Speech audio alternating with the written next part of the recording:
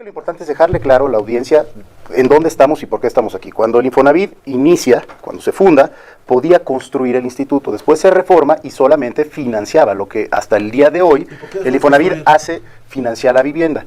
Ahora, ¿qué se pretende? Que el Infonavit vuelva a construir viviendas. ¿Cuál es el tema medular de esta discusión? ¿De dónde va a sacar dinero el instituto para construir? El Infonavit tiene más de 40,000 millones de pesos en su administración, que no son el fondo de los trabajadores, que deriva de 3 fuentes de ingreso del Infonavit: recaudación fiscal, cartera vencida y la emisión de bonos. Ese dinero es de la administración, de ahí es de donde se pretende que el Infonavit construya. Es muy diferente hablar del dinero que tiene la administración y del dinero que le pertenece a los trabajadores.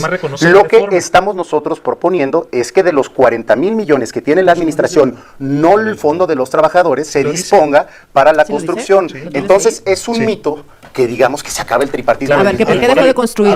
Nada más esa respuesta. Porque en aquel momento el Infonavit transitó a volverse, si lo viéramos como un banco, se volvió el banco hipotecario más grande del mundo. No, pero ¿qué pasó? Realmente fue porque había en el neoliberalismo, es real, se trataba de que el Estado no tuviera ninguna participación y que todas las ganancias se fueran a particulares. Además, eso es lo que hizo que los particulares se beneficiaran. A mí no me gusta siempre estar culpando al pasado. No vivo en el pasado. Pero ¿qué sí sucedió? De 2000 a 2012 fue cuando se construyeron viviendas sociales lejos de las ciudades, sin servicios básicos, que le incrementaron el costo de la vivienda a los trabajadores. Y lo que sucedió es que se volvieron viviendas abandonadas donde hay delincuencia.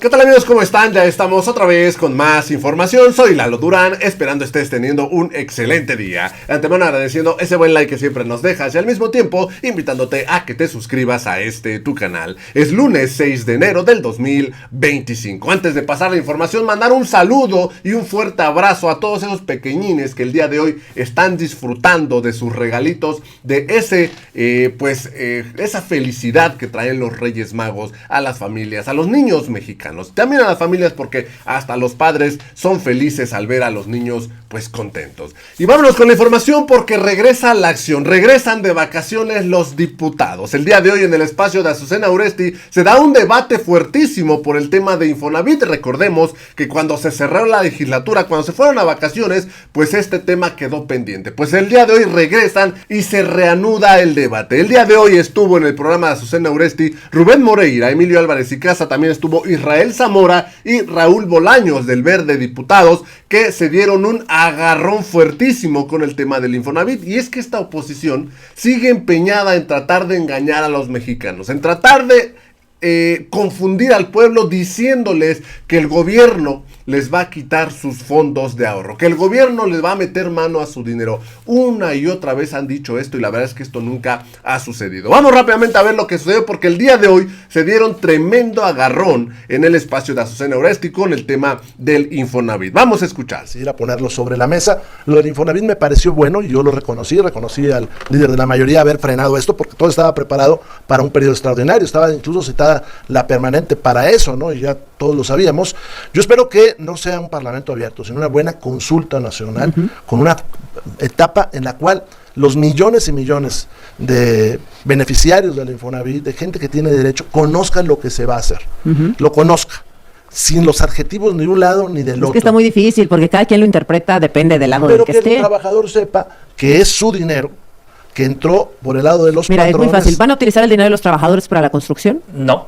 ¿Van a utilizar el dinero de los trabajadores para otros fines, para la construcción? No, nos vamos a poner de acuerdo. Es muy sencillo. El Infonavit tiene más de 40,000 millones de pesos en su administración, que no son el fondo de los trabajadores, que deriva de 3 fuentes de ingreso del Infonavit: recaudación fiscal, cartera vencida y la emisión de bonos. Ese dinero es de la administración, de ahí es de donde se pretende que el Infonavit construya. Lo que sí es grave, lo que sí es grave es que se toque el fondo de los trabajadores, que eso no se está planteando, es lo que tenemos que ser muy cautelosos. Pero el Infonavit tiene para ejercer al año 40,000 millones de pesos que no provienen del fondo de los trabajadores. Pero ¿por qué no se les tiene confianza? Son de las 3 fuentes que yo acabo de mencionar. Me explico, entonces, ¿cómo los vamos a explicar? ¿Por qué no se les tiene confianza? Porque en realidad se han gastado todos los fideicomisos, todas las reservas, y ya estamos viviendo de prestado. Entonces, claro que el manejo de los fondos genera una enorme preocupación, y segundo, no se caracteriza por la transparencia. Ya en Infonavit tuvimos un problema severísimo de un fraude de 256 mil pesos. Por favor. Continuamos aquí con Israel Zamora, Rubén Moreira, Emilio Álvarez y Casa, Raúl Bolaños. A ver, pues estábamos en el tema del Infonavit para cerrar ese tema y seguir con algunos otros más. Mira, muy personalmente, a ver, decía yo, el tema del ejercicio, que en mi opinión es bastante poco responsable, los manejos y los fondos. Y segundo, la Comisión de la Verdad de Nayarit hizo un ejemplo extraordinario de ejecución, no solo con desaparecidos, sino con fraudes. Y se documentó 256,000 fraudes en Infonavit. ¿Y qué se hizo con esa investigación? Que incluso la conoció el propio López Obrador en persona. En lugar de investigar y sancionar, hoy el que era director de Infonavit, Alejandro Murat, es senador de Morena. Entonces, cuando hay ese tipo de denuncias, ni siquiera se investigan. Entonces, ¿cómo va a tener una confianza? Yo te agrego algo. ¿Qué dice la reforma? Bueno, pues que las decisiones ahora van a gravitar en los representantes del gobierno y no en los representantes de los trabajadores y los patrones. Creo que todo se puede mejorar. Creo que el problema de la vivienda en este país también pasa por otros sitios. Por ejemplo, la especulación de la tierra, por ejemplo, toda la burocracia que hay para dar permisos, toda la corrupción que se genera en eso, sobre todo en lo primero, en esta parte de la especulación de la tierra. El tema es que ese no es dinero del gobierno, es dinero de los trabajadores. El tema es que las decisiones eran tripartitas y el gobierno actuaba como una especie de fiel de la balanza que se inclinaba hacia alguno de los dos lugares, o patrones o trabajadores, cuando había alguna dificultad. Pero ahora quieren que el señor director del instituto tenga facultades mayúsculas y que además no respondas al Banco de México. Mira, hay que explicarle a los ciudadanos que estas reformas son reformas a leyes reglamentarias. El 5 de febrero el presidente Andrés Manuel presenta una iniciativa de reforma constitucional. Se aprueba la reforma constitucional apenas a finales del año pasado y entonces queda como un derecho humano el hecho de que el Infonavit a los trabajadores pueda brindarles ahora sí una vivienda digna, algo que nunca se cumplió. Pero no estaba la facultad del Infonavit, primero, de construir vivienda y segundo, de que esa vivienda la pudiera arrendar. Eso queda. Sí, pero tiene problemas. Yo no dejé hablar. O sea, la modificación fue que puede construir. Eso fue en Constitución. Ahorita lo que se está discutiendo es cómo materializas eso en las leyes reglamentarias. Es mentira que ahora el gobierno vaya a tener una decisión prioritaria. En la ley del Infonavit se establece en el artículo 7, que cualquiera puede leer en la reforma, que va a seguir siendo la integración del órgano que es el superior, el órgano más importante del Infonavit es la Asamblea General. Y después viene el Consejo de Administración. Tanto la Asamblea General, tanto la Asamblea General como el Consejo de Administración tienen una integración tripartita en donde participa el gobierno. ¿Quién tiene el voto de calidad? Ninguno. Tienen 33, pero permíteme, la representación es de 33% de los trabajadores, 33% de patrones y 33% del gobierno. ¿Quién tiene el derecho de veto? Pregunta Rubén. Sí tiene, por supuesto que el que dirige el Infonavit, él es el que tiene como presidente de la Asamblea. Pero yo creo que lo importante es dejarle claro a la audiencia en dónde estamos y por qué estamos aquí. Cuando el Infonavit inicia, cuando se funda, podía construir el instituto. Después se reforma y solamente financiaba, lo que hasta el día de hoy el Infonavit hace financiar la vivienda. Ahora, ¿qué se pretende? Que el Infonavit vuelva a construir viviendas. ¿Cuál es el tema medular de esta discusión? ¿De dónde va a sacar dinero el instituto para construir? Es muy diferente hablar del dinero que tiene la administración y del dinero que le pertenece a los trabajadores. Lo que estamos nosotros proponiendo es que de los 40,000 millones que tiene la administración, no el fondo de los trabajadores, se disponga para la construcción. Entonces es un mito que digamos que se acaba el tripartismo. A ver, ¿por qué dejó de construir? Nada más esa respuesta. Porque en aquel momento el Infonavit transitó a volverse, si lo viéramos como un banco, se volvió el banco hipotecario más grande del mundo. No, pero ¿qué pasó? Realmente fue porque había en el neoliberalismo, es real, se trataba de que el Estado no tuviera ninguna participación y que todas las ganancias se fueran a particulares. Y además, eso es lo que hizo que los particulares se beneficiaran. A mí no me gusta siempre estar culpando al pasado. No vivo en el pasado. Pero ¿qué sí sucedió de 2000 a 2012? Fue cuando se construyeron viviendas sociales lejos de las ciudades, sin servicios básicos, que le incrementaron el costo de la vivienda a los trabajadores. Hay un déficit. Es que se volvieron viviendas abandonadas donde hay delincuencia. A ver, Rubén. La primera es, efectivamente, eso pasó de 2010 a 2012, de 2006 a 2012. De 2000 a 2012, efectivamente sucedió. Pero eso no se soluciona con lo que están haciendo. Correcto. Este es un problema de especulación de la tierra, primera. Segunda, ¿por qué dejó de construir el Infonavit? Pues porque esa no era su vocación, era el gobierno haciendo las cosas. Entonces tomó la decisión de que fueran los particulares. Ahora se quiere regresar a lo otro. Nada más te digo que en los últimos 6 años la cartera vencida ha aumentado en el doble en relación a como lo dejó Alejandro Murat. ¿O no es así? Ha aumentado en el doble, ¿eh? Entonces, ¿por qué vamos a confiar que la 4T va a hacer bien las cosas? Para terminar, dicen, es que los órganos superiores son tripartitos, sí, nada más que incluyeron 2 cositas. La primera, el director del instituto ya no se designa por la asamblea, lo designa el presidente. Segundo, tiene veto. Y tercera, los órganos... O sea, el veto es que si no le gusta alguna decisión, va para atrás. Y la tercera es que los órganos que deciden, que son los de auditoría, los de vigilancia, los de fiscalización, eso sí, se puso más contenido del gobierno, sí. Y la tercera, lo que están, o cuarta, la que están aquí diciendo, no dice la iniciativa, la pararon porque se dieron cuenta de la atrocidad que hay. Por eso la pararon. Perdón. A ver, ¿lo dice o no lo ¿Por qué dice? la pararon? Sí, ¿Por qué la pararon? a ver, de entrada es mentira que las aportaciones vayan a ser utilizadas para eso. La propia reforma, artículo 29, el artículo 29 de la reforma reconoce que esas aportaciones son patrimonio no del instituto, sino de los trabajadores. O sea, nadie va a tocar expresamente el dinero. dice, Sí, no se artículo puede 29. disponer. Se reconoce que ese recurso no. ¿Qué sucede? ¿En qué consiste la reforma? Si me dejan explicarlo aquí los compañeros, consiste en algo bien sencillo. Que el Infonavit va a crear vivienda cerca de los lugares de trabajo. ¿Eso no dice? Y sí lo dice la reforma. Eso viene en la iniciativa, viene en el propio dictamen. No, y además, y viene en la reforma. No, pero no dice eso. Y además dice, claro que sí lo dice. Y dice, además, que se van a construir esas viviendas cerca de los lugares de trabajo